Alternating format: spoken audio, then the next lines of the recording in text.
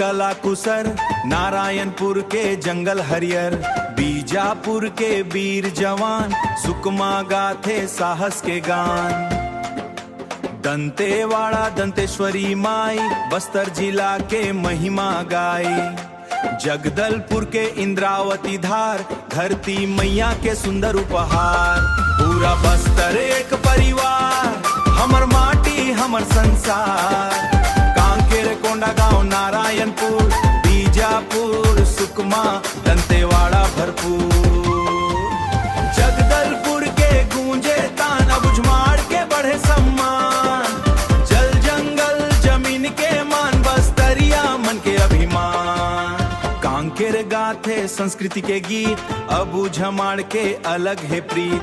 घोटुल मांदर गोंडी बोली, पूर्वज मन के अमर ठिठोली। चित्रकोट के जल प्रपात, तीरथगढ़ के सुंदर बात। बैला डीला के मेहनत के रंग, बस्तरिया मन गाथे संग संग। जोहार जोहार गूंजे रे, बस्तर के नाम चमके रे। सातों जिला एक सुरमन, दुनिया भर मन दम के रे। यो कांकेर ले सुकमा तक हमर आवाज, दंतेवाड़ा ले बीजापुर तक हमर राज। नारायणपुर कोंडागांव जगदलपुर संग, बस्तरिया ब्लड मन बहत है अपन रंग। मांदर के बीटिया तुमा के तान, आदिवासी संस्कृति हमर पहचान। जंगल जमीन पर जान देबो, पूरा बस्तर के नाम रोशन करबो।